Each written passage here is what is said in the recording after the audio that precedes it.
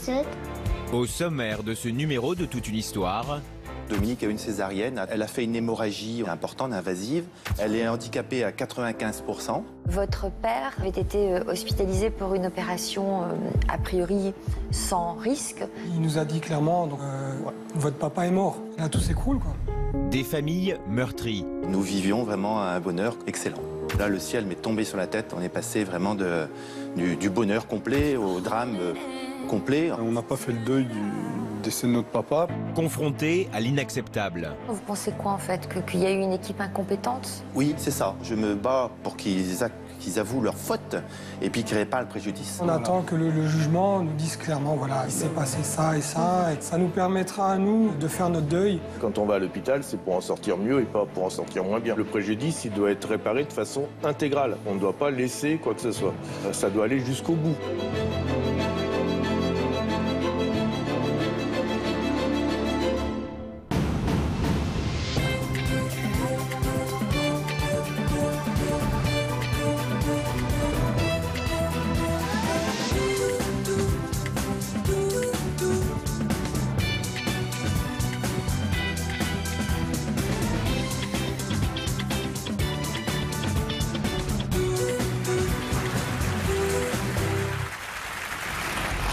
Bonjour à tous et merci d'être au rendez-vous. Aujourd'hui, nous allons faire la connaissance de deux frères, Sébastien et Emmanuel, et de Philippe, un père de famille. Tous les trois ont vu leur vie basculer à cause d'une erreur médicale aux conséquences dramatiques. Bonjour à tous les trois. Bonjour. Merci d'être venus sur notre plateau.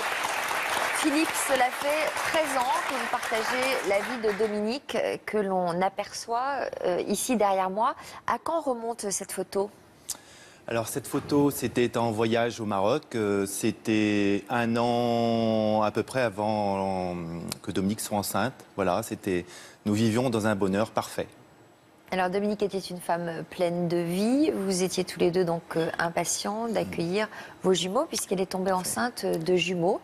Mais le jour de son accouchement, ce conte de fées s'est transformé en un cauchemar. Est-ce que vous pouvez nous expliquer ce qui s'est passé ? Voilà, ce qui s'est passé, c'est après l'accouchement. Donc Dominique a eu une césarienne à 3 h du matin, un dimanche, dans la nuit de dimanche à lundi. La césarienne s'est passée normalement et ensuite elle a fait une hémorragie, on appelle ça une CIVD en termes techniques, une hémorragie importante, invasive. Et les toubibs ne s'en sont pas occupés ou que très tardivement. Ils ont commandé le sang quasiment 1 heure après. Comment ça se fait qu'ils ne s'en soient pas occupés tout de suite ? Parce qu'ils ne s'en sont pas occupés, ils n'ont pas mis les capteurs, on appelle ça les paramètres hémodynamiques, c'est-à-dire la prise du pouls, la prise de la tension. Donc il n'y a pas eu d'alerte. Pendant ce temps-là, ils faisaient autre chose. Et quand ils sont venus la voir, et ben, ça y est, la tension était tombée très très basse. Voilà, et puis rien n'allait plus. Donc elle a même fait un arrêt cardiaque ? Ensuite, donc, ça a duré le temps que le sang arrive. Alors qu'il y avait du sang congelé sur place, ils n'ont pas décongelé le sang. Ils ont préféré en commander ailleurs, à une distance, le temps qu'il arrive, le temps qu'il soit transfusé. Donc ensuite, il y a eu des interventions. Une autre équipe est arrivée pour remplacer l'équipe première qui n'avait, semble-t-il, pas fait ce qu'il fallait. Et donc, elle a fait un arrêt cardiaque de 17 minutes. 17 minutes, donc des lésions au cerveau irréversibles. Et après, elle est partie dans un autre hôpital, en réanimation. Elle est restée dans le coma pendant 2 mois. On est passé vraiment du bonheur complet au drame complet. Quoique, il y a sûrement pire dans la vie, mais un énorme drame. Quelles ont été les séquelles ? Donc Dominique est non-voyante depuis cet accouchement. Elle est tétraplégique, donc les 4 membres ne peuvent pas s'en servir. Elle est handicapée à 95%, elle ne peut faire aucun acte de la vie et a besoin d'une tierce personne qui s'occupe d'elle 24 heures sur 24. Est-ce qu'elle parle ? Elle n'a pas parlé pendant 18 mois et elle reparle à force de travail des soignants. Elle reparle, donc on se comprend, on arrive à se comprendre. Elle a toute sa tête malgré tous ses handicaps, elle est en pleine forme. Hein, elle est, voilà, vous la voyez sur la photo, elle est toujours aussi rayonnante. Elle est heureuse, elle se bat, c'est une battante, c'est une combattante, elle se bat et elle donne la force à moi d'ailleurs qui l'accompagne et à toute l'équipe qui nous entoure, à ses amis, à nos amis. C'est elle qui dit souvent Je suis heureuse d'être là. Et donc, évidemment, quand elle dit ça, les gens autour de nous, c'est respect. Donc si vous êtes là aujourd'hui, j'imagine que c'est pour lui rendre un Oui. bel hommage à la femme de votre vie. Tout à fait. Donc déjà un hommage à Dominique, hein, qui est sûrement la plus forte hein, de nous tous et qu'on accompagne et qui nous accompagne. Voilà, elle est avec nous aujourd'hui. Alors, rendre hommage, c'est aussi l'une des raisons pour lesquelles Sébastien et Emmanuel ont accepté notre invitation.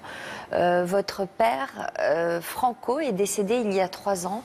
Il avait été hospitalisé pour une opération a priori sans risque, une cariotide bouchée. Mais hélas, les choses ne se sont pas passées comme prévu. Une grosse erreur a été commise lors de cette intervention. Que s'est-il passé ? Se présente entre les fêtes de Noël et Nouvel An, donc pour se faire opérer de la carotide droite. Et le jour de l'opération, tout le monde arrive, enfin, ma mère accompagne mon papa à l'hôpital, et il part au bloc opératoire et il se trompe de côté. À quel moment ils se sont rendus compte de ça ? Au moment de l'ouverture. Quand ils ont ouvert la carotide, elle était saine, et ils se sont dit, il y a un souci, c'est pas la bonne, alors que ça avait été signalé, en tout cas auparavant. Laquelle il fallait opérer. Oui. Donc Il y avait, immédiatement, ils ont ouvert l'autre. Oui, dans la demi-heure, ils ont rouvert l'autre, ils ont pris une décision voilà, pour éviter d'autres complications probablement, mais ça n'a pas été le cas. C'est-à-dire, qu'est-ce qui s'est passé par la suite ? L'opération dure plus longtemps que prévu. Il revient du bloc, il se réveille, avec des douleurs bien sûr, et fort fatigué. Finalement, on le laisse tranquille, se reposer, et quelques heures plus tard, il y a eu un problème respiratoire, donc il fait un arrêt respiratoire, suivi d'un arrêt cardiaque. Et là, c'est la tragédie. Alors depuis, vous vous battez pour que la vérité soit faite. On doit préciser que cette affaire est encore en cours d'instruction et les médecins sont donc toujours présumés innocents. Vous allez nous raconter dans le détail tout ce qui s'est passé. Je voudrais d'abord qu'on vous présente nos experts. Patrice Stern, vous êtes ce qu'on appelle un médecin expert. C'est-à-dire que vous accompagnez, vous conseillez les victimes en réparation juridique et dommages corporels dans de telles situations. Est-ce que vous pouvez nous parler tout d'abord de cette opération de la carotide ? Donc la carotide, c'est une petite artère qui est dans le cou et qui va irriguer une partie du cerveau. Et donc cette opération se fait quand la sténose, quand la carotide est trop bouchée, plus de 60%. Donc on va essayer d'enlever la petite plaque de cholestérol qui s'est mise dans la carotide. Donc on ouvre, tout simplement, enfin on rentre, voilà, on ouvre, on enlève la plaque et on referme, soit avec une suture, soit parfois en mettant une petite prothèse pour élargir la carotide pour que ça passe mieux. Vous dites tout simplement parce qu'a priori, ce n'est pas une opération risquée ? Toute opération est risquée, mais celle-là, elle est quand même relativement peu risquée. Le seul risque qui peut arriver, c'est qu'un morceau de la plaque parte dans le cerveau et crée un accident vasculaire cérébral. Voilà, mais c'est des risques qui sont limités et qui sont normalement assez vite gérés si on ne se trompe pas de côté, effectivement. Alors, opérer l'autre carotide juste après, ouvrir les deux pratiquement simultanément, là, ça commence à devenir plus risqué ? Comme ils l'ont dit, l'opération dure plus longtemps, donc les risques sont plus importants. Et effectivement, l'œdème qui peut en résulter, au lieu d'être que d'un seul côté, il est des deux côtés. Donc on peut imaginer qu'il peut y avoir des suites, comme il peut ne pas y en avoir, mais là, en l'occurrence, il y en a, et qui sont sûrement liées à cette chirurgie. En tous les cas, quand on va à l'hôpital, c'est pour en sortir mieux et pas pour en sortir moins bien. Yvonne, comment on traverse une épreuve comme celle qu'ont vécue Sébastien, Emmanuel et Philippe du jour au lendemain, la vie change? Alors c'est effectivement du jour au lendemain, c'est inattendu, on part à l'hôpital pour aller mieux, votre épouse pour donner la vie, vous pour que votre père aille mieux, et d'un seul coup, on est face à face avec l'annonce, une annonce qui est plutôt dramatique. Alors qu'est-ce qui se passe? On retient son souffle, on est comme dans une apnée émotionnelle, dans un premier temps, parce qu'on a quand même confiance dans le corps médical, donc on espère quand même. Donc on alterne entre la sidération, l'angoisse, l'attente et l'espoir. Et ensuite, quand les choses se compliquent, eh bien sûr, il y a la colère. Une colère énorme. Avec le déni, non, ça, c'est pas possible. Les choses vont changer. Et après, la dépression, l'angoisse et cette colère qui ronge, qui vous ronge. Vous la mettez souvent au service d'une reconnaissance, d'une quête d'une reconnaissance juridique pour justement une indemnité. Donc après, vous êtes encore dans une attente d'une expertise médicale qui est importante, je pense, pour le début d'une indemnisation ou en tout cas pour être reconnu surtout comme victime. Donc vous êtes toujours en attente dans l'anxiété, dans l'angoisse, dans la peine et dans l'horreur. Alors, on va revenir en détail sur ce qui vous est arrivé. Philippe, on va revenir à ce 13 août 2007. C'est le jour où vos jumeaux ont pointé le bout du nez avant le terme de la grossesse. Comment vous aviez choisi cet hôpital dans lequel votre femme a accouché? On avait choisi cet hôpital déjà parce qu'elle y travaillait.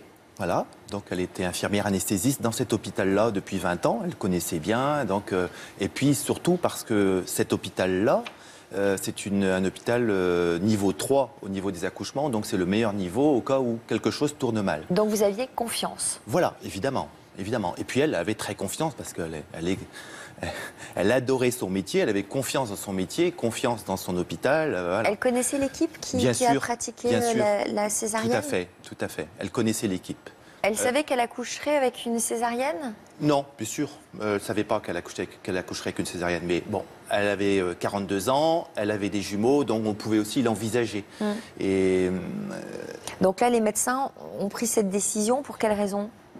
Parce qu'il y avait une fièvre aux enfants. C'est-à-dire qu'ils nous ont dit, en tout cas, qu'il y avait une tachycardie aux enfants et qu'il fallait faire vite. Et donc, il ne fallait pas attendre que le travail se fasse, mais il fallait faire la césarienne. Voilà. Donc on lui fait une anesthésie? On lui fait une anesthésie, voilà, ça marche pas trop, et puis donc césarienne pour extraire les enfants. Ça se passe plutôt bien, voilà. Et puis c'est après qu'on me donne les enfants, on me les met dans les bras, et puis pendant ce temps-là, donc ils vont s'occuper de ma femme, et puis donc 1h30 après, ils viennent me voir en me disant que voilà, venez lui dire au revoir parce que ça va plus du tout, quoi. Ouais. Et pendant ce temps-là, personne ne vient vous chercher? Non. Personne ne vous prévient? Non. Donc après, au petit matin, il devait être 5h ou 6h, ils sont venus me voir en me disant qu'ils avaient manqué de sang, des docteurs. La deuxième équipe, c'est pas la première, parce que la première équipe a été remplacée parce que justement, ils n'avaient pas assuré, semble-t-il. Et la deuxième équipe est venue me voir en disant qu'ils avaient manqué de sang la nuit, ils avaient même dû en chercher à Rennes, enfin bon. Alors qu'il y avait du sang congelé sur place qu'ils n'avaient pas pris. Donc, vous voyez un peu. Voilà. Alors, déjà une explication, une hémorragie comme ça, est-ce que c'est courant? C'est ce qu'on redoute en général après un accouchement? Normalement, il ne devrait pas y avoir d'hémorragie. Normalement, l'utérus, après l'accouchement, se rétracte et ferme les petites artères qui nourrissaient l'enfant.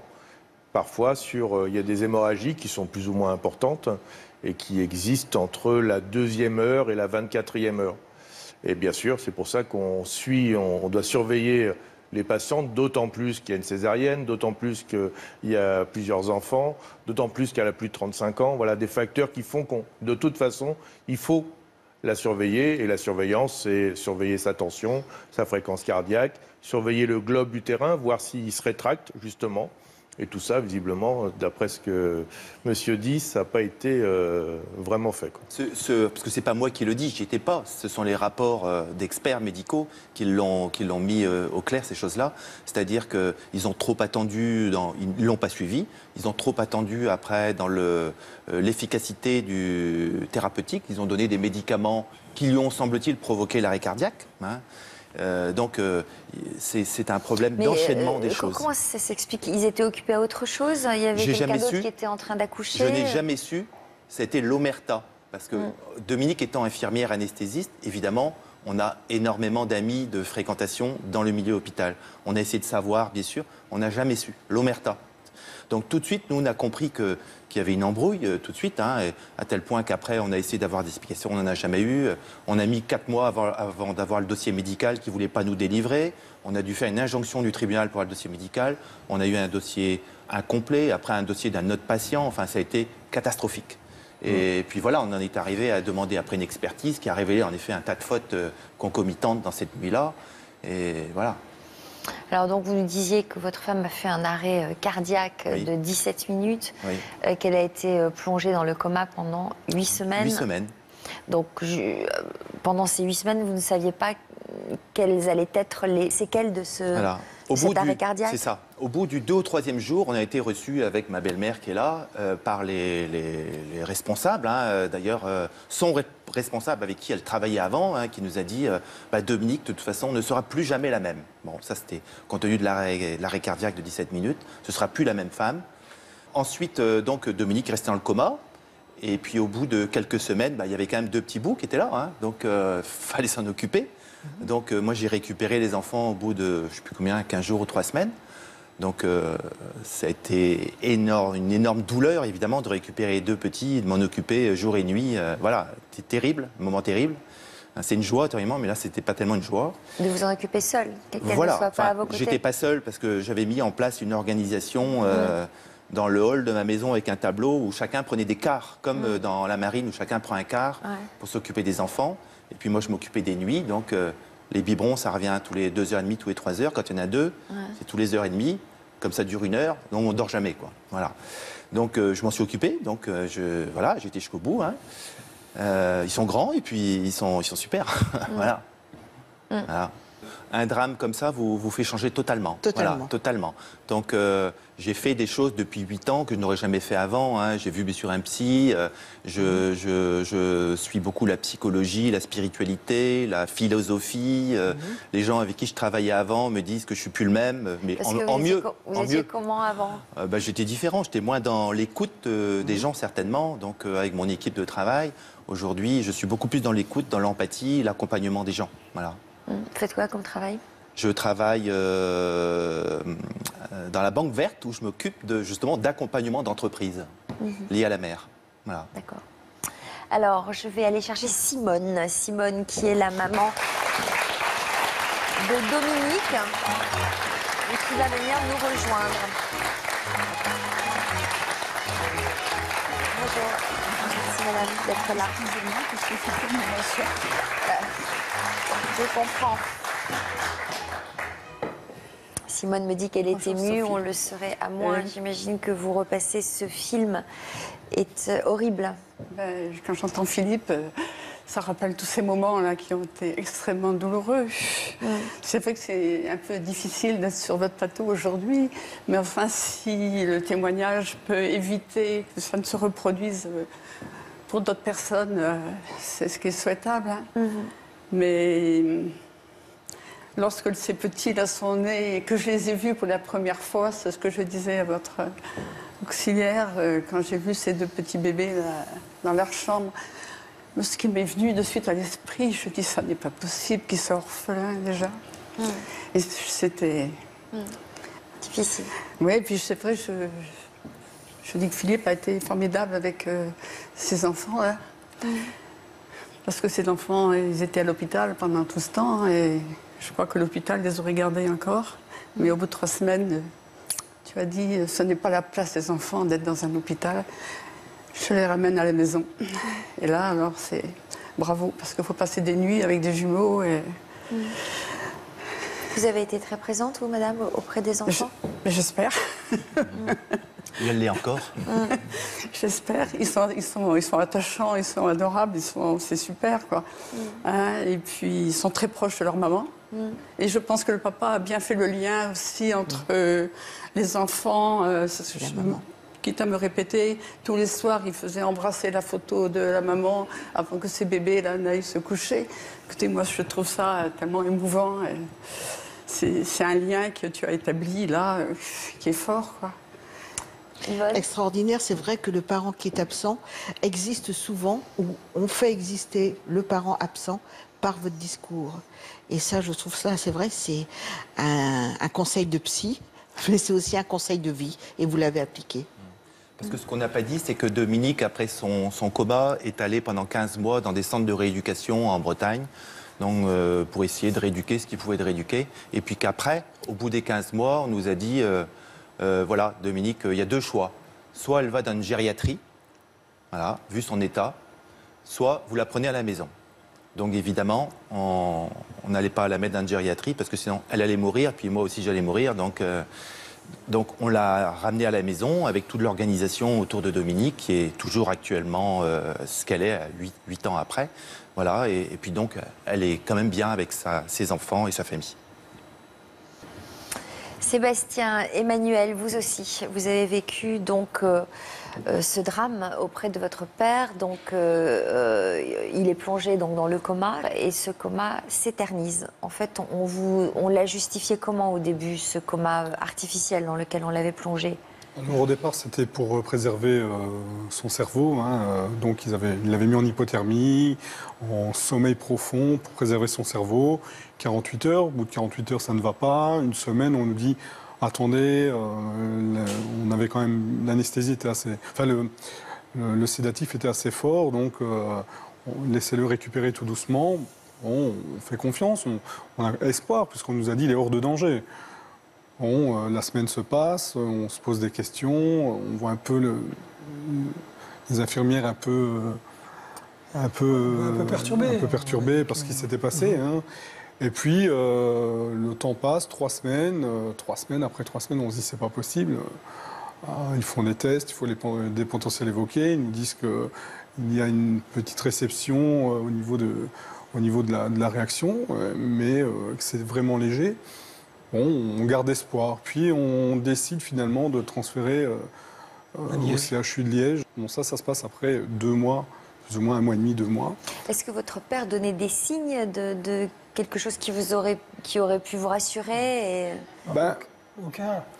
Au début, aucun, en tout cas. On avait toujours cet espoir. Les médecins nous donnaient beaucoup d'espoir en disant tout va bien, on le met sous sédation. Il va se réveiller petit à petit. Ils nous ont parlé aussi d'un œdème cérébral. Donc il fallait attendre que l'œdème se résorbe avant de pouvoir le réveiller tout doucement. Ils nous disent qu'un hémisphère est touché, l'autre n'est pas touché. Donc on garde espoir. Et puis les sédatifs diminuent. Il y a certains gestes. On lui demande de nous serrer la main, il nous serre la main. Alors est-ce que... Voilà, on s'auto-persuade ou est-ce qu'on le vit vraiment? On s'accroche, on a espoir en tout cas. Je me souviens d'une soirée où je lui dis fais-moi un autre signe que de me serrer la main, fais-moi un sourire, fais-moi... Et j'ai cette impression, en tout cas je vois qu'il tourne sa tête et me fait un sourire. Est-ce que c'était... réel ou c'était ce à quoi je m'accrochais. Patrice Stern, à quoi peuvent être dues ces réactions au cours d'un coma? Ça dépend de la profondeur du coma. C'est souvent des réactions archaïques quand le coma est très profond. Et donc parfois on s'auto-persuade de voir des choses qui n'existent parfois pas. Et puis effectivement, quand il serre la main, il serre la main. Ils n'ont pas rêvé, quoi. Et puis ça nourrit l'espoir, c'est-à-dire que vous êtes face, il a des gestes, il dit ça y est, il va revivre. Et en plus, il y avait des informations très contradictoires de la part du corps médical qui vous maintenaient dans l'illusion que il se passait des choses, mais c'était pas si grave que ça. Et un geste vous permet de vous raccrocher à la vie et à la survie de votre père. Oui. Surtout que d'un jour à l'autre, ça a évolué. On arrivait, il y avait un jour, comme mon frère disait, il a eu ce geste de serrer la main. Donc le lendemain, on s'attend à ce qu'il y ait une amélioration. Oui. Et on arrive le lendemain et c'est totalement différent. Il ne répond plus à rien, il n'y a plus un regard. Enfin, c'est complètement différent. Donc l'espoir que vous aviez la veille, finalement, il est complètement anéanti et vous repartez dans tout doucement une espèce de colère et de rage parce que vous avez toujours cet espoir qui revienne. Moi, je ne vais pas dire j'ai eu très vite le sentiment qu'il ne reviendrait pas, mais on sentait dans les dires des médecins et des infirmières, je sais pas, c'était à l'intérieur, on sentait qu'il y avait quelque chose qui n'allait pas. Tout n'était pas clair en tout cas. Des non-dits. Oui. Alors c'était d'autant plus difficile à vivre pour vous que pendant cette période très douloureuse, vous viviez en parallèle un grand bonheur. Oui, exactement. Donc mon épouse devait accoucher le 27 décembre, date à laquelle mon papa devait se faire opérer. Et donc pour pas qu'il y ait 2 opérations de la même famille le même jour, la césarienne de mon épouse a été repoussée au 3 janvier. Donc c'était délicat parce que d'un côté j'avais mon papa qui était en soins intensifs dans le même hôpital. Et j'avais mon épouse qui avait accouché, donc il y avait la naissance. Donc c'était un moment délicat parce qu'on était partagé entre la joie de voir donc, ma deuxième petite fille, Léane, venir au monde, et en même temps mon papa en bas qui était dans le coma, quoi. Donc c'était délicat. Donc on a un peu zappé la deuxième naissance, quoi, du moins. On ne peut pas s'autoriser à aller à une joie totale de cette naissance, justement, parce qu'elle est parasitée par la problématique de votre père. C'est comme s'il y avait en balance la peur de la mort, la vie qui arrive et quelque chose qui peut s'en aller, c'est-à-dire la vie de votre papa. Donc c'est très compliqué, vous côtoyez le meilleur et le pire en même temps. Mais surtout qu'il y avait une grosse semaine qui se sont passées entre le moment où mon papa est tombé dans le coma et la naissance de ma femme. Donc on était toujours dans cette période d'espoir qui se réveille. Donc avec mon épouse, on n'attendait qu'une chose, c'était de descendre et de lui montrer sa deuxième petite fille. Et c'est là où vous êtes en apnée émotionnelle. Vous ne savez pas quoi faire, c'est-à-dire vous réjouir. Donc vous ne pouvez pas être vrai, vous ne pouvez pas être authentique dans vos sentiments. Exactement. Ça se ressentait quand on allait voir, la voir donc, à la maternité. On montait 2 étages finalement. Hein. Donc ça se ressentait. C'était, je ne vais pas dire glacial, mais voilà, ce n'était pas joyeux en tout cas. Voilà. Du fait que la famille venait voir Léane, et on n'a vécu qu'un mot, je veux dire, on parlait que de mon père quasiment, donc c'était délicat pour mon épouse et puis pour la petite, parce qu'on était là, oui, elle est jolie, mais comment va ton papa? Donc c'est toujours délicat, donc c'est vrai que la naissance a un peu été gâchée.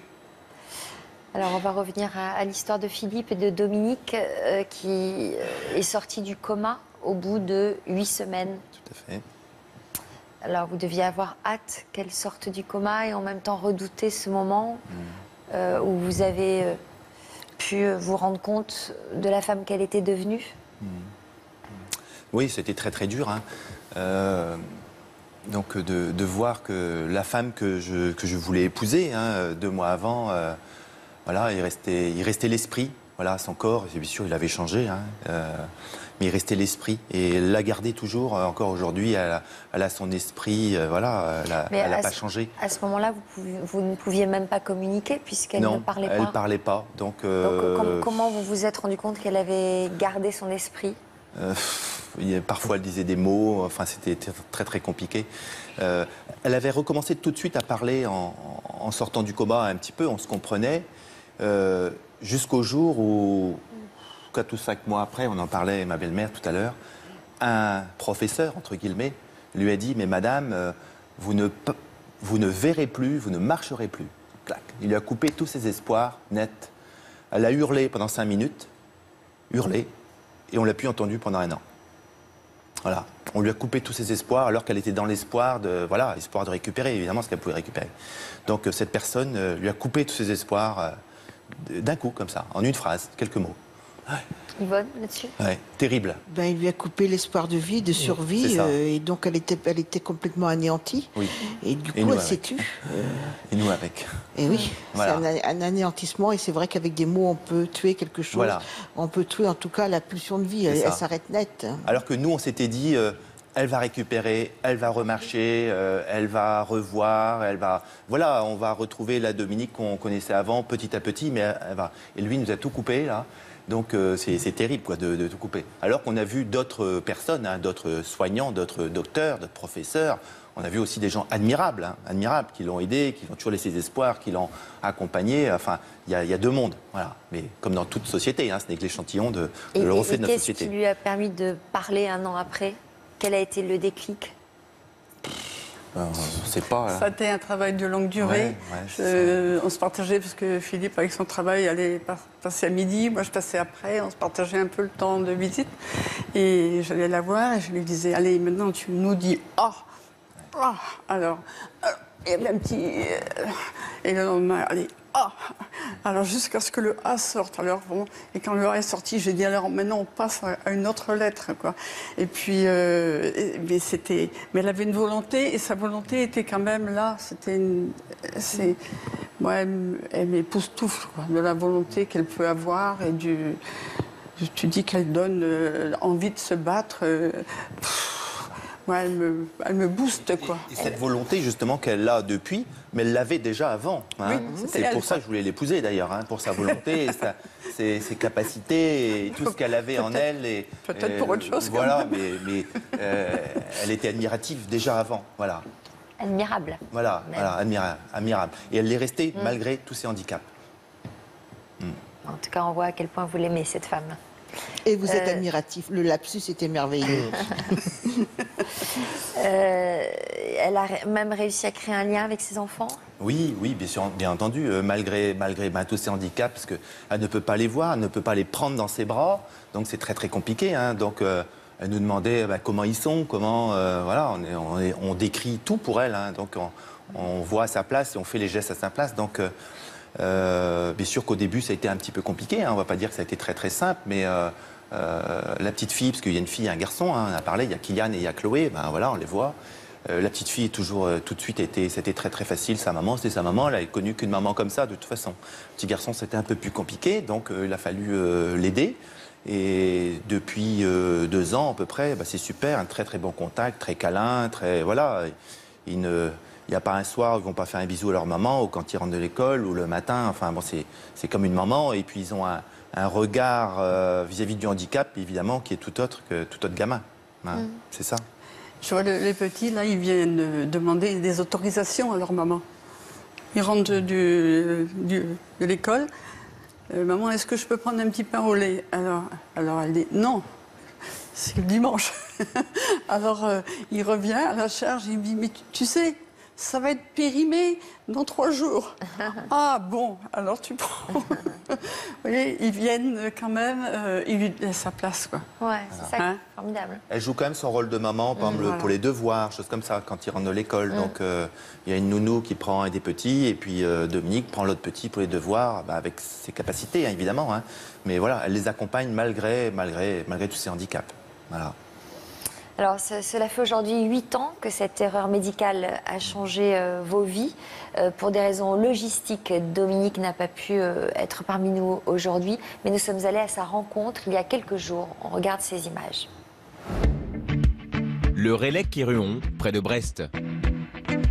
Depuis 2008, c'est dans cette maison qu'habitent Philippe, Dominique et leurs 2 enfants. Vous êtes ici dans la pièce de vie.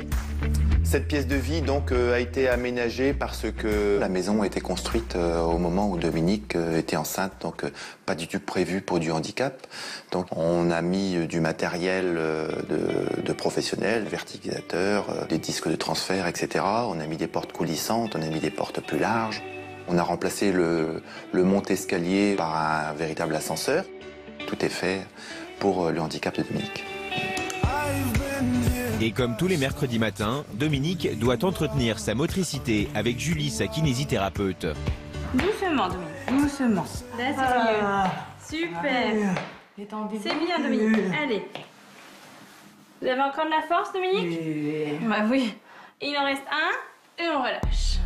Dominique a donc une 20aine d'intervenants, auxiliaires de vie, infirmières, kinés, orthoptistes, orthophonistes, etc., que l'on gère au fur et à mesure, tous les semaines, pour que tout se passe bien. C'est une petite PME. Dominique, c'est une battante. J'ai rarement vu ça. Toujours demandeuse d'exercice, de travail, toujours plus. C'est vraiment un plaisir de travailler avec elle. Bien sûr, au-delà de la relation thérapeutique, on discute beaucoup du temps, de la façon dont je suis habillée. On parle vraiment de tout avec elle. Mais au-delà des soins, c'est grâce à ses amis de toujours que Dominique garde la volonté de se battre. Moi aussi, Dominique, je suis contente de te voir. Bonjour.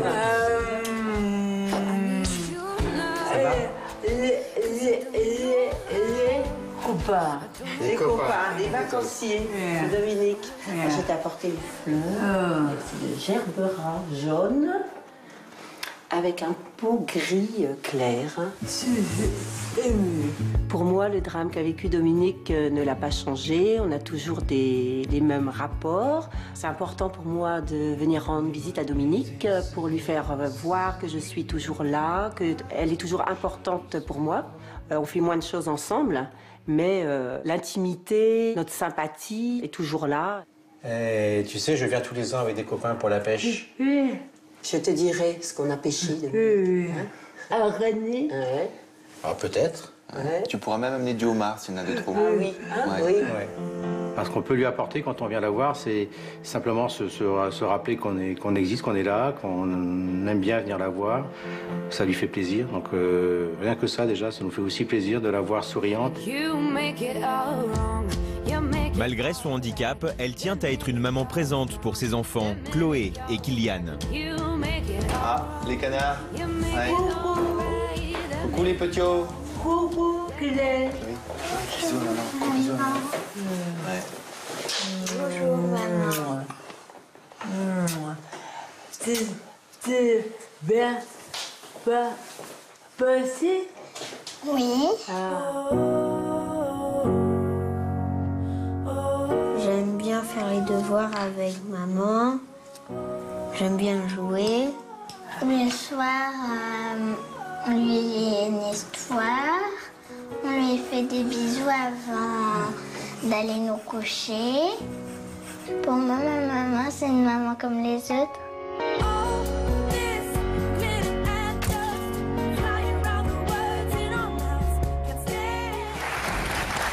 Alors on l'a vu, Dominique est une maman très présente, très attentive au bien-être de ses enfants. De leur côté, comment vos jumeaux ont-ils grandi avec leur histoire et celle de leur maman? Alors, je pense que ce seront des enfants qui seront plus forts que d'autres enfants. Hein. Enfin, parce que déjà, ils ont vu énormément de gens autour d'eux depuis leur naissance, hein, avec tous les cars qu'on a organisés depuis leur naissance. Ils ont vu plein de monde, ils ont une vision du handicap, vision de leur maman. Ils ont peur des hôpitaux, par contre, c'est clair. Mais voilà, donc ils sont équilibrés, ils ont de l'amour, ils ont de l'affection. Voilà. Est-ce qu'ils ont éprouvé de la colère ou de la révolte par rapport à tout ça? Ouais. Vous parliez de votre petit garçon qui a eu un lien Ouais. peut-être plus difficile. Tout à fait. Le petit garçon, à un moment, il ne voulait pas de maman handicapée. Voilà. Parce que ses petits copains n'avaient pas de maman handicapée. Et donc, à un moment, il y a eu ce refus, là. Et donc, on a travaillé ensemble avec une psychologue hein, là-dessus. Et puis ça s'est passé en grandissant. Et puis aujourd'hui, ça se passe très, très bien. Donc, ce n'est plus un souci. Il va vivre avec ça. Puis je me dis qu'ils seront plus forts. Moi, c'est ce que je me dis. Et vous, comment vous lui relisez tout ça, tout ce qui vous est arrivé? Vous dites que vous êtes tourné vers la spiritualité, la philosophie. J'imagine qu'il faut donner un sens à cette épreuve pour garder l'envie de vivre. On dit que les épreuves rendent plus fort. Alors, qu'est-ce que je dois être fort? Je suis très fort. Mais en effet, je suis très fort parce que je pense que plus rien de pire ne peut m'arriver dans ma vie. La seule chose que je crains, c'est qu'il arrive quelque chose à mes proches. En gros, si quelqu'un de mes proches est en danger ou quelqu'un va accoucher de ma famille, j'ai très peur. Voilà, je suis pas bien. Voilà. Donc, bien sûr, j'ai fait la sophrologie, du yoga, de la méditation. Je lis des livres que je n'aurais jamais lus dans mon ancienne vie. Voilà, j'ai complètement changé le regard sur les autres. Mais donc, en quoi vous avez changé votre manière de vivre quand on est plus dans l'instant présent? Oui, c'est ça. Je suis dans l'instant présent. Si je reçois quelqu'un, si je reçois des amis ou si j'ai un petit bonheur, parce que je suis obligé de compter les petits bonheurs, eh ben j'en profite vraiment. Alors qu'avant, on avait des bonheurs, mais on ne savait pas ce que c'était que le bonheur, tellement on n'avait que ça. Voilà, aujourd'hui, quand il y a un petit bonheur, ben j'en profite. Ouais, vous le clair. savourez plus. C'est clair. Et Dominique aussi. Voilà. Et elle le dit, parce que quand on était avec des amis, elle dit à chaque fois, je suis contente, je suis heureuse d'être là avec vous. Quoi. Voilà. Elle le dit systématiquement. Ouais. Ce qui n'était pas forcément le cas avant. Non. Là, elle le dit, Simone, hein, systématiquement. Dès qu'on reçoit du monde, je suis content que vous soyez là, je suis heureuse, je suis heureuse avec ma famille, je suis heureuse avec mes enfants, je suis heureuse avec Philippe. Ouais. Et puis elle rayonne à ce moment-là. Comment vous percevez tout ça, vous, Simone, sa maman, qui a dû tellement souffrir de voir sa fille comme ça? Vous dites qu'il y a de l'amour, beaucoup d'amour entre eux? Oui, ça c'est transpire certain. l'amour, cette histoire. C'est certain, et l'amour qu'elle nous apporte, qu'elle nous donne, qu'elle nous a toujours donné. Dominique, c'était une fille qui arrivait à la maison tonique, souriante, qui vous boostait tout le temps. Et là, elle continue à nous booster. Mais sa personnalité restait intacte, sa Oui, capacité à aimer, son exactement. rapport à l'autre, Ouais. c'est toujours le même. Oui. C'est l'enveloppe qui est perturbée, mais finalement, son rapport à l'altérité est toujours le même. Et elle est très sensible. Je me rends compte que si moi j'ai le moindre petit, elle perçoit tout de suite à l'oreille. Comment que ça va pas ou ça. Alors je me dis bah si, mais si ça va très bien, voyons, c'est. Mais une sensibilité quoi. Des expériences de vie bouleversantes, c'est ce qui vous est arrivé aussi à vous, à tous les deux, puisque pendant des mois, donc votre père était dans le coma, on entretenait une sorte d'espoir sans que vous y croyiez vraiment, tout en y croyant, jusqu'au jour où... Qu'est-ce qui s'est passé?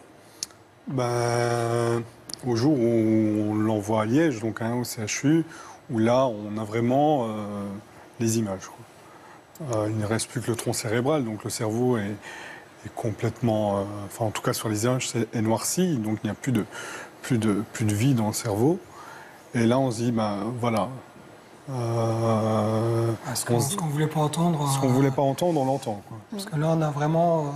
donc, ils font toutes sortes de tests, que ce soit pour au niveau de la parole. Donc, ils envoient je pense des ultrasons, voir si le son il revient. Je pense que ça revient avec les potentiels évoqués. Voilà, donc pour savoir un peu si au niveau de la vue, de la mémoire, de l'ouïe, des souvenirs, tout ça, s'il y a une réaction. Et là, on nous met les images devant... Les imageries donc sont claires, là, en tout cas. Voilà, il n'y a plus rien. Il y avait le tronc cérébral et toutes les connexions autour.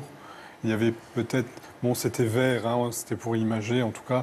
Mais le tronc cérébral et autour, quelques zones vertes, enfin quelques lignes vertes, mais tout le reste était noir, quoi. Tout le cerveau était noir.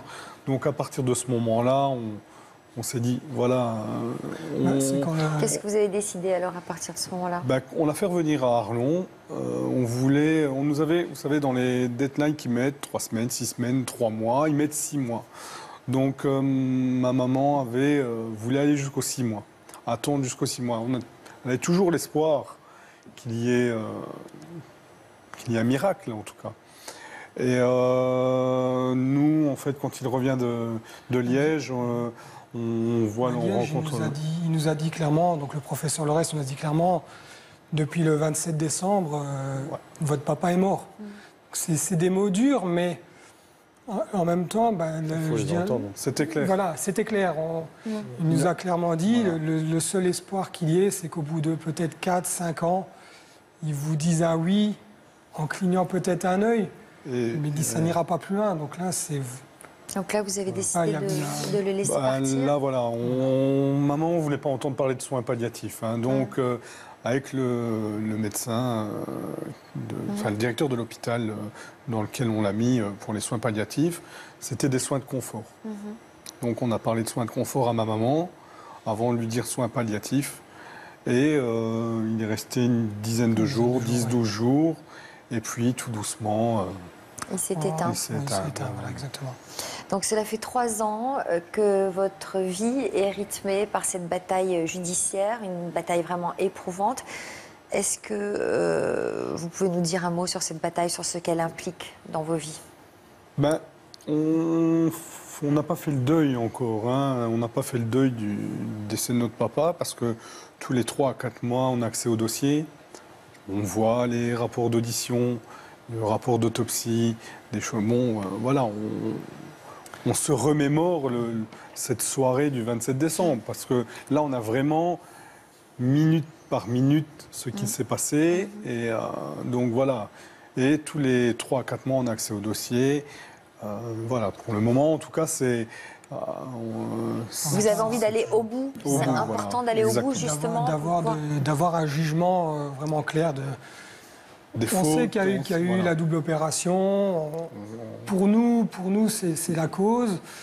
Maintenant, on attend que le jugement nous dise clairement, voilà, et il s'est passé ça et ça. Et ça nous permettra à nous de faire, comme disait mon frère, de faire notre deuil D'être reconnu comme victime.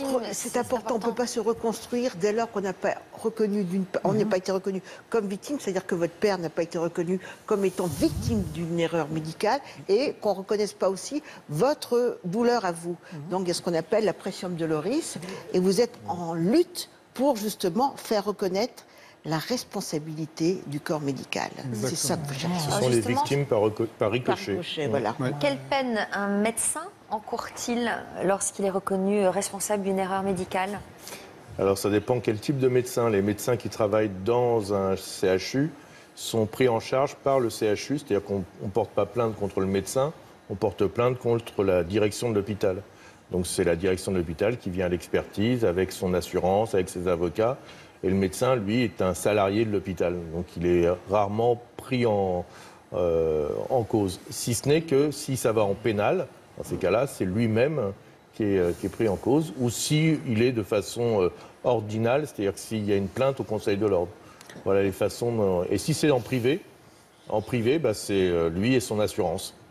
Là, c'était pas donc des médecins du CHU, hein, et donc chaque médecin dans l'hôpital où il était sont responsables. Voilà. Philippe, vous aussi, vous avez décidé d'attaquer. Oui. Donc vous avez attaqué l'hôpital dans lequel votre femme a accouché. C'est ça. Vous, dans votre fort intérieur, vous pensez quoi en fait? Qu'il y a eu une équipe incompétente? Oui, c'est ça. Mais c'est reconnu dans le rapport des experts. Hein. Ils ont mis défaut de surveillance, recours tardif au sang, défaut thérapeutique efficace. Enfin, c'est cousu de manquements et de fautes. Donc c'est écrit, c'est des experts qui le disent, c'est pas moi. Je l'avais pressenti tout ça. Hein. Donc, et je me suis fait aider de gens spécialisés pour découvrir ça. Donc j'ai lu, j'ai fouiné parce que j'avais la rage. Donc puis la rage peut soulever beaucoup de choses. Donc on a attaqué l'hôpital qui était en faute. Dominique travaille dans cet hôpital-là, hein, je vous rappelle. Alors, donc on les a attaqués. On en est à 4 procédures contre l'hôpital qu'on a toujours gagnées. Hein, on est toujours on pourrait arrêter là maintenant, mais l'hôpital a été condamné déjà 4 fois. Faut savoir que donc ça fait 7 ans que les procédures sont en cours. Ce n'est que cette semaine, hein, je vous dis bien, c'est comme quoi il y a une coïncidence, hein, que l'hôpital nous a amené une lettre d'excuse. Voilà, cette semaine, enfin, on a eu une lettre d'excuse de l'hôpital pour tous les fautes diverses et variées. Vous avez touché une somme? Oui, bien sûr. Alors, de combien? Alors Dominique a touché 950 000 €, voilà, pour les 30 ans de vie en gros qui lui restent. Donc là-dedans, il y a à peu près 150 000 à 200 000 de frais qu'on a dû faire sur la maison, de dépenses médicales, voitures, enfin tous les équipements, parce que tout coûte une fortune quand on est handicapé, hein, une fortune. C'est incroyable. Donc on a, voilà. Et puis après, il y a les dépenses, le precium doloris, comme vous dites, avec voilà, Dominique qui avait des passions incroyables avant et puis qui excellait dans de nombreux domaines. Elle a eu 8 000 € parce qu'elle était experte de plein de choses, quoi. Voilà, donc... comment c'est calculé c'est inadmissible. Alors, il y a plusieurs types barèmes, en fait, de calcul, et ça dépend de qui paye. Donc, quand c'est un hôpital, c'est beaucoup moins... il donne beaucoup moins que quand c'est une assurance. Voilà, ça dépend vraiment qui paye, mais c'est surtout que ce qu'il faut comprendre, c'est que le préjudice, il doit être réparé de façon intégrale. C'est-à-dire que tout doit être réparé et que les manquements de réparation doivent être, et comme le fait monsieur, ça doit aller jusqu'au bout. C'est-à-dire qu'on ne doit pas laisser quoi que ce soit. Donc il faut être en bonne santé, très riche. Je souhaite beaucoup de courage à ces messieurs pour attaquer parce qu'il faut être persévérant. Donc je vous dis, ça fait 7 ans. Et tous les 4 mois, il y a des rapports, des mémoires qui reviennent. Et moi, je replonge dans cette nuit tragique. Dès qu'il y a un mémoire, c'est terrible, hein, terrible. Donc faut être riche, en bonne santé, persévérant. Pour aller, c'est le pot de terre contre le pot de fer. Il faut avoir des bons conseils, surtout. Oui. Voilà. Et puis une bonne protection juridique, mais je crois que c'est bon. Et puis être solide, surtout, parce que j'aurais sombré, moi, si j'avais pas été solide. Hein. Mais c'est pour ça que les conseils sont importants. Oui. C'est pour ça que votre avocat est important, c'est pour ça que les médecins conseillent que vous avez dû prendre sont importants. Oui. C'est eux qui vous entourent, c'est eux qui font tout le côté médical et juridique. Et vous avez pendant ce temps-là le travail de deuil à faire, le travail de... Et les associations. Et les associations, bien sûr. Parce que, vous savez, vous êtes seul face à une institution médicale, donc qui est dans la toute-puissance. Et donc, bien sûr, il y a les avocats, il y a la justice, il y a les expertises, il y a les contre-expertises, il y a les appels, il y a les... Donc, c'est très compliqué. Et souvent, quand vous arrivez à une expertise, vous êtes avec votre avocat et votre médecin, et en face, ils sont 10. Ils sont 10. Voilà. Voilà. Et à chaque fois, vous revivez l'événement. Oui. Donc, à chaque fois, le traumatisme est réactivé. C'est ça, c'est ça. Et moi, j'aimerais, dans un monde meilleur, pouvoir, maintenant que j'ai la lettre d'excuse, qu'il répare le préjudice tel qu'il devrait être réparé, et puis que je clôture ça, et qu'on reprenne une nouvelle vie, voilà, et profiter de la vie telle qu'on peut en profiter. Je peux me permettre une petite parenthèse, qui est une chose qui m'a choquée, c'est qu'il y a eu le motif que Dominique étant dans le milieu médical, il était considéré qu'elle connaissait les risques qu'elle prenait. Et ça me choque. Parce qu'ils l'ont vécu comme quelque part invincible comme eux. Ils lui ont attribué une force qu'elle n'avait pas. Ils ont oublié qu'elle c'était une femme en train d'accoucher, une femme qui devenait mère. Et ils ont tout de suite investi sa capacité médicale. Ils n'ont pas vu l'envers du décor, c'est-à-dire elle, avec ses fragilités, est en train d'accoucher. Et l'argument a été repris dans le jugement. Comme quoi elle avait une part de responsabilité, 25% quand même, énorme, hein, sous prétexte que comme elle était infirmière anesthésiste, qu'elle était censée avoir la connaissance de tout ça, elle n'aurait pas dû être enceinte à 42 ans. Donc, on lui mettait 25% de responsabilité sur ça. Voilà, mais c'est dans le jugement, c'est écrit. Incroyable. Elle n'aurait pas dû être enceinte à 42 ans. Et surtout être infirmière anesthésiste.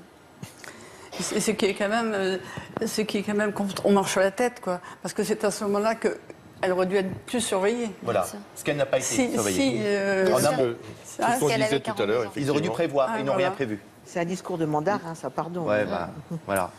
Alors, vous dites que vous vous sentez souvent très seul. Il y a une chaîne humaine aussi qui vous accompagne. Vous teniez à les remercier, je crois, aujourd'hui. Tout à fait. Donc, c'est clair que sans tous ces gens autour de nous, hein, pas que de moi, hein, évidemment, hein, la famille, bien sûr, la famille de Dominique, ma famille à moi, mes grands-enfants, parce que j'ai des grands-enfants qui m'ont aidé les nuits où j'étais tout seul avec mes petits, là.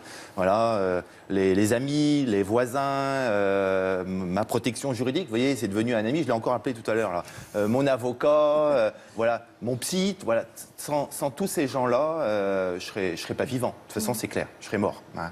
Voilà, donc ces gens-là m'ont aidé et justement j'ai envie de continuer et puis je peux me regarder dans la glace tous les jours, hein, voilà ce que j'ai fait, je suis toujours vivant et puis voilà, puis tout se passe bien, voilà. Même si tout ça c'est très très fragile, parce qu'au moindre pépin, tout peut basculer. Il y a 2 mois, Dominique est tombé, voilà, double fracture du bassin tout de suite, quoi, donc, et puis tous les drames qui reviennent.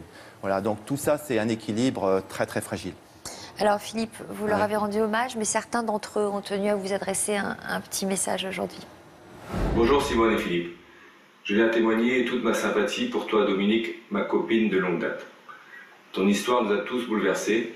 On est fiers de votre courage face à cette épreuve. On sera toujours là pour toi. Je t'embrasse très fort, Bernard.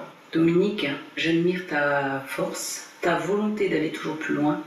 Sache que je serai toujours là pour ta famille. Je t'embrasse. Alors, qui sont ces personnes ?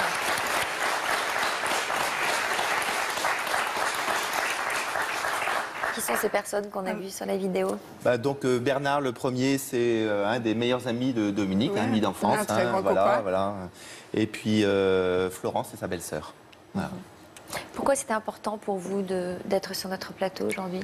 C'était important pour pouvoir témoigner de ça, parce que je pense qu'il y a des choses à faire. Comme on l'a dit, on ne l'a pas dit d'ailleurs, il faut savoir qu'il y a 830 000 accouchements en France par an.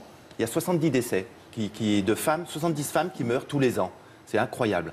Donc, et 50%, d'après les études, c'est pas moi qui le dis, c'est écrit, 50% peuvent être évités. Donc on peut sauver 35 à 40 femmes tous les ans, ne serait-ce qu'avec un bon suivi. C'est simplement ça, un bon suivi de ces femmes qui accouchent.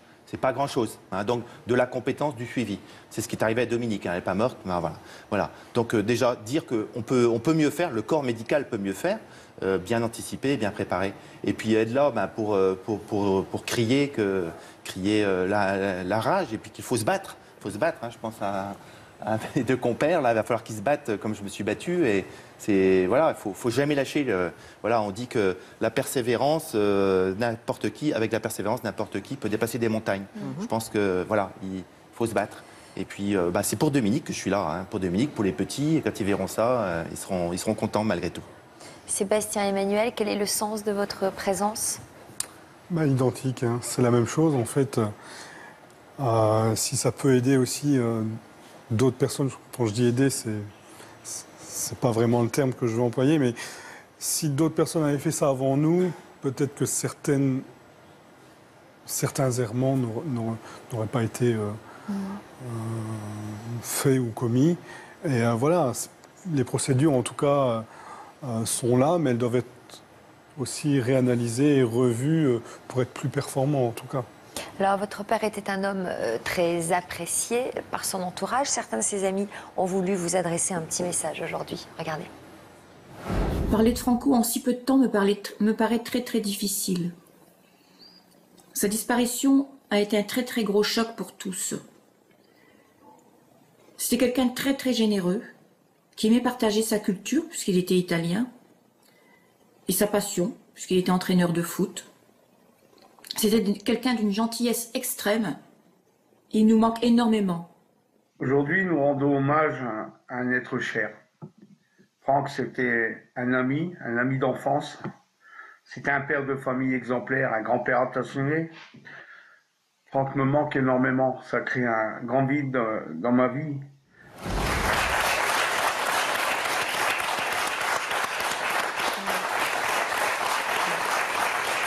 J'imagine que vous êtes très ému, évidemment, par tous ces témoignages qui confirment que on aimait beaucoup votre père. Voilà. Jackie et Monique, on les voit régulièrement, en tout cas. C'est des amis d'enfance, en tout cas, à mes parents. Gérard, pareil. Gérard, un ami d'enfance. Jackie et Monique, c'est des amis de très, très longue date aussi. Et ils sont toujours présents. Ils sont toujours présents à nos côtés. Un petit coup de fil. Quand on repart dans le nord de la France, on va leur rendre visite ou on est logé chez eux aussi. Et donc c'est très important de les avoir. Mais ils le montrent à chaque fois qu'on les voit en tout cas. Et on n'a pas besoin de les voir pour savoir ça. Bon courage en tout cas pour la suite de vos combats respectifs. Merci d'être venu témoigner sur notre plateau. Merci à Yvonne Poncé-Bonissol et merci à vous, Patrice Stern, de nous être fidèles, de venir quand on vous demande de venir. Merci à vous tous. N'oubliez pas notre rendez-vous hebdomadaire avec toute une histoire dans Version Fémina. A tout de suite pour un nouveau numéro de l'Histoire continue. On se quitte avec un hommage à Franco, le papa de Sébastien et Emmanuel, en images et en musique. Merci.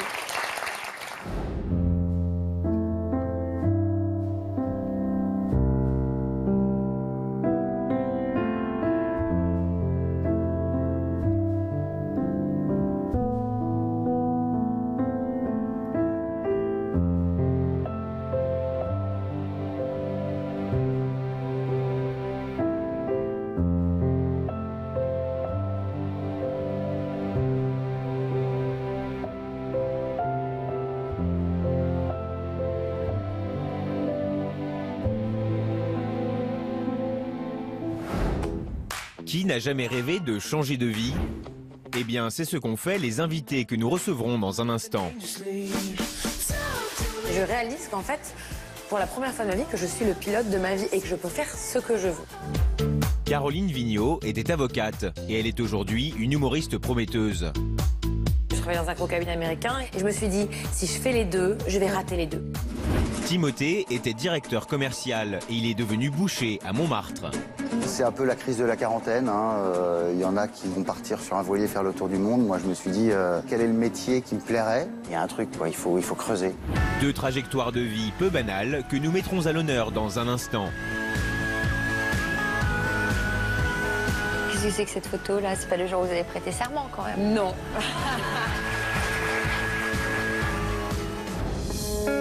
Bientôt, au sommaire de toute une histoire, j'ai découvert qu'en fait, il avait une double vie et qu'il avait 3 enfants avec cette dame. Je l'ai appris au tribunal. Cette personne, il me la présentait pour que je sois son amie. Jusqu'au jour où mon fils m'a ouvert les yeux. Cathy et Hélène ont vécu une vie de mensonges. Il me rassurait, j'étais la femme idéale. Tout s'écroule, quoi, voilà. Vous êtes allé la voir, cette amie? Une vie de trahison dont elles ont eu du mal à se remettre. On a eu 25 ans de vie commune et il m'a trompée pendant pratiquement ces 25 années. Vous avez du mal à faire confiance à nouveau quand même. Confiance pour m'engager dans le mariage, non. Bonjour maman, écoute ce petit message pour te dire que je serai toujours là pour toi. Je te souhaite que du bonheur pour le reste. Je t'embrasse et je t'aime. Ton fils. J'ai rencontré cette personne et je sais pas, il y a quelque chose qui s'est fait, mais si naturellement.